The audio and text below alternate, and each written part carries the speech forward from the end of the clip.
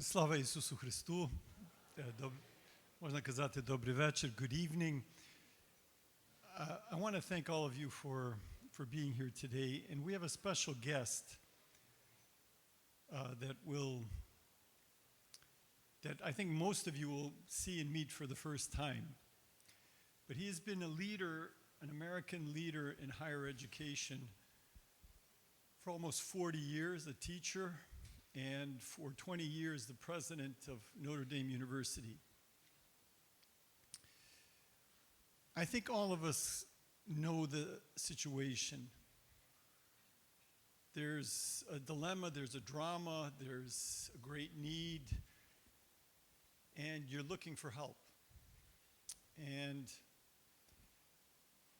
Father John Jenkins is somebody that responded to this need that Ukraine had, the people of Ukraine, the students of Ukraine had, and the Ukrainian Catholic University had. There's many schools in America that are helping Ukraine in many different ways. You've heard about them on the videos.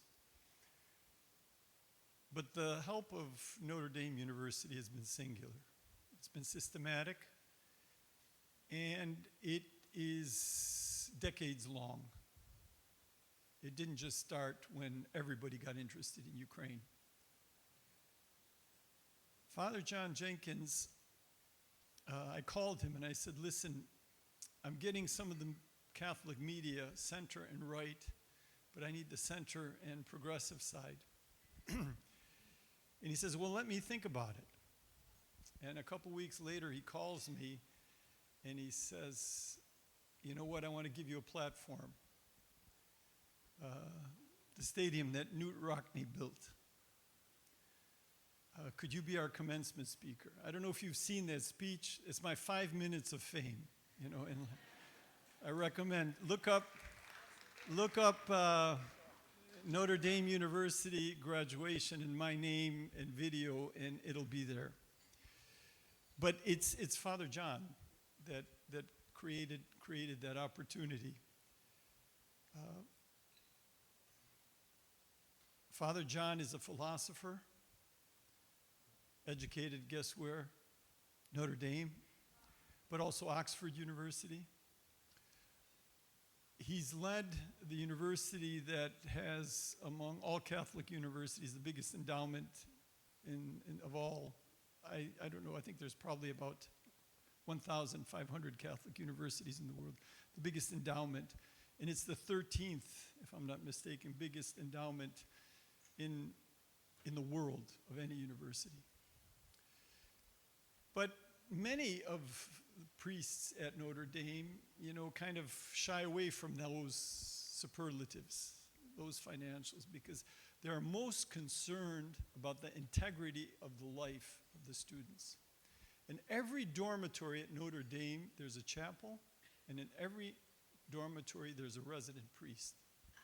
And Father John was one of those priests, and he is somebody that guided this integrated approach to the education of a young person.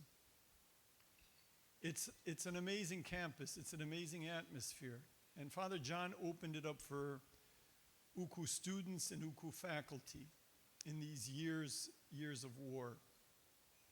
There's joint publication projects, there's conferences.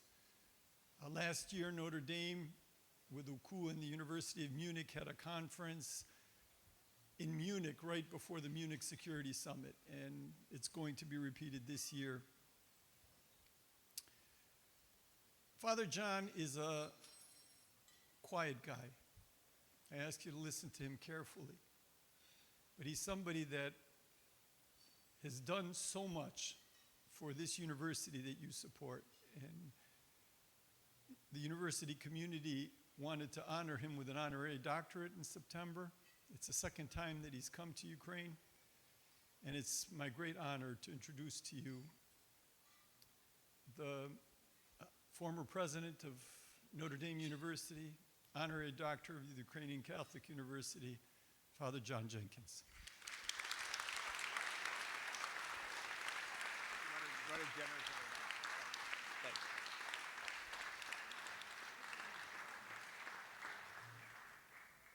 Archbishop Boris, that was a very generous introduction. Thank you for that, and thanks for your friendship, which I treasure. And thanks to all of you from UCU who are here. I won't mention you all because I'm sure I will forget some, but thanks for your friendship. I mean, what began as a collaboration between two institutions has become much more than that. It's become a personal bond, a bond of friendship, stretching around the world between people who have a common mission of education, of Catholic education, and it's a privilege for us to be part of it. I want to thank everyone for being here. It was a particular honor for me to meet all of you. It was a special honor to meet those who were defenders of Ukraine at this difficult time. It's inspiring and humbling to meet you guys and all like you who have given life and limb to the freedom of the people of Ukraine. You know, I'm someone who believes so deeply in the power of education generally and of universities in particular, because they are the institutions that educate the scientists and the doctors and the lawyers, the political and business leaders who will build the future of Ukraine. But universities are also places that through learning, through discussions, through debate, they feed and they carry the culture of a people and a nation, and they help shape that culture. If you think, what are the long-term investments you could make which will have impact going far into the future? I can't think of two more powerful things: to educate the future leaders of a nation and to shape the culture of that nation. That's my privilege to work at such an institution at Notre Dame. But it's particularly important for UCU and Ukraine right now. Ukraine faces a threat from an enemy that wants to subdue its people and crush its culture. It faces a future in which the next generation will be charged to rebuild that nation after the war. It must marshal the ingenuity and the courage to resist the current aggression. It is a critical component to the current struggle and will shape the future of the great country and the people of Ukraine. And your presence here today at this event is so important because it communicates support for this really important mission by people who are working so hard to move it forward. As Archbishop Boris mentioned, we've had a long and wonderful relationship with UCU. We began an institute for the study for European studies in the 1990s, and its original director, Professor Jim McAdams, gathered the Catholic universities in Eastern Europe, convened them to talk about the future. Of course, they were struggling to reestablish themselves after the fall of the Soviet Union, and they were all fine institutions with great people. But I'll tell you, UCU stood out for its dynamism and its vision. And that's why in 2019, I conferred on Archbishop Boris the Notre Dame Award for his work in reestablishing UCU in Ukraine. It was the first time Archbishop Boris and I met, but it began a friendship which I deeply treasure with Boris. We felt such an affinity with UCU and the people of Ukraine. Since the invasion in February of 2022, we have had 24 conferences or prayer services or culture events for and about Ukraine. We've hosted numerous UCU faculty at Notre Dame for sabbaticals. We've also been privileged to have UCU students on our campus to study for a semester or year. There was a particular event Archbishop Boris mentioned that stadium where our football games are played, but we use it for a lot of things like commencement, but also we used it one year for a play to put on a Greek tragedy. This Greek tragedy, not a major play, but it's called The Supplicant Maidens. And it's by Aeschylus, and it was about women from Egypt in the ancient world who came to the city-state of Argos to seek protection because they were being forced into unwanted marriages. And they asked for protection from the people there. And the king was in the play struggles because he doesn't want to engage in a war with Egypt, but he wants to help them. And the people of the city voted to help them.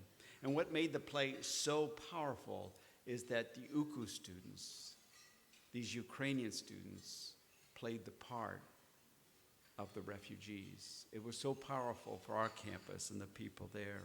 It was a reminder of what we owe one another, and that we all must remain in solidarity.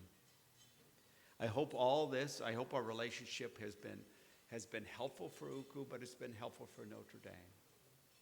It's been helpful for Notre Dame because we've been able to engage with the great people and the culture of UCU and Ukraine, and it's made us more international and more aware of the world around us and more aware of what we owe one another and what we should give one another. You know, when we conferred that award on Archbishop Boris in 2019, I read a citation, which I'll quote briefly because it, for me, sums up what I believe UCU is about. It says, quote, "The aspiration of Catholic education is not simply the importing of knowledge and skills, but the transformation of lives and ultimately the healing of a broken world.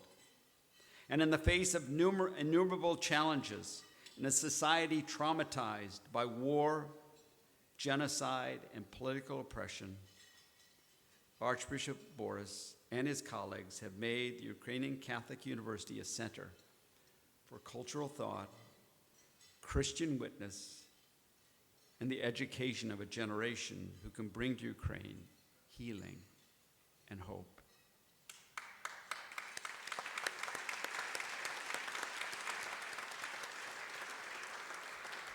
Giving healing and hope to a broken world. The people of UCU continue to do this and inspire us by doing it daily. As was mentioned, I was able to travel and privileged to travel, and I'm proud to be an alumnus of UCU through that honorary degree. Very proud of that. But I was there in August, and we had a mass in the stunningly beautiful University Church of the Holy Wisdom of God. It was followed by an academic convocation. Students, it was just the start of the school year, and students and the proud parents were dressed in their beautiful vyshyvankas for that mass, and they were eager to learn, proud to be Ukrainian, and resolute in facing the challenges. The very next day was the first day of classes, and I was staying in a room in one of the student dormitories. And at 5 a.m, the air raid sirens blasted, and we all had to go downstairs while the air raid warning was in place. As I said, I was in a dormitory building, so I was there with all students in their pajamas, and they're kind of just got out of bed and sitting while the air raid was in place. It lasted about an hour until the all clear was sounded. And I thought, what an odd way for students to start the academic year. But they did not seem to me, as I sat there alarmed or despondent, they were not going to be deterred. I found the same among the faculty and the leadership of UCU, an undaunted resolve to teach, to learn, and to get on with the work of serving Ukraine and its people. That resolve will strengthen and define Ukraine when this terrible war is over. It's a difficult time, but as Archbishop Boris said, difficult times, they have a way of making us stronger, of bringing out the best in us. You know, Notre Dame, my university, was founded in 1842. And for the first 100 years, the great majority of its students were Irish immigrants. See, during this time, there was a massive immigration from Ireland to the United States of people, particularly young people. It was caused in the first place by a terrible famine, a potato famine that killed many Irish and drove them out of the country. On an island of 8 million people, 1 million people starved to death, and 1 million people emigrated. Ireland was at the time under the rule of Great Britain, which had invaded and colonized that nation, suppressed its language, and attempted to suppress its religion. During the famine, with the approval of the British Parliament, food that could have served the starving was exported and sold. My ancestors came to the United States in 1847 in the height of that famine.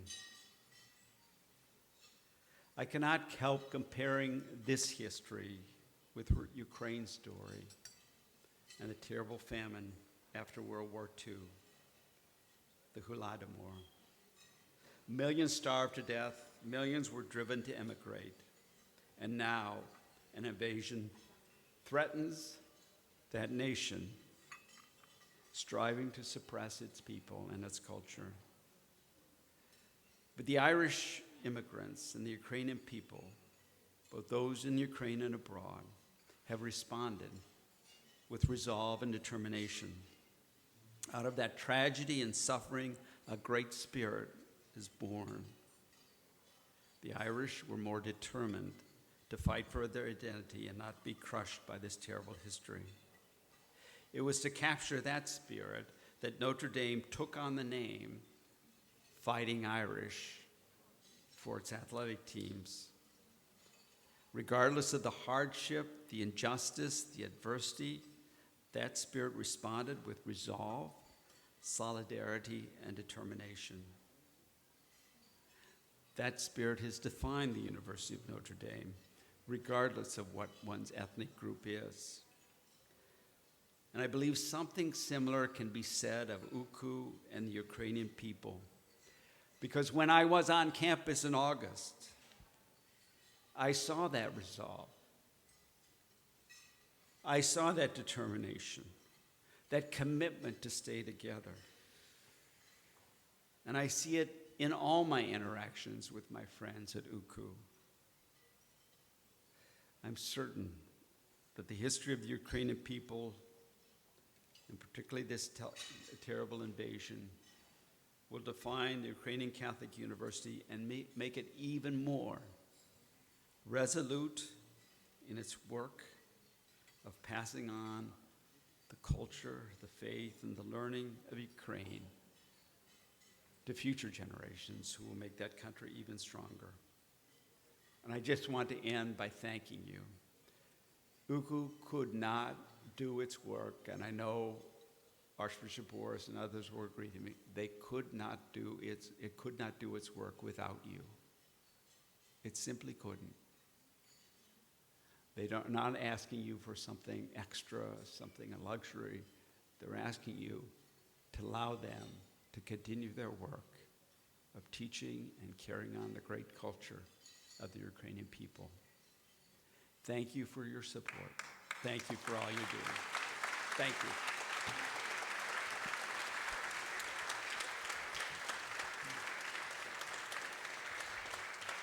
Thank you for that reflection, Father Jenkins.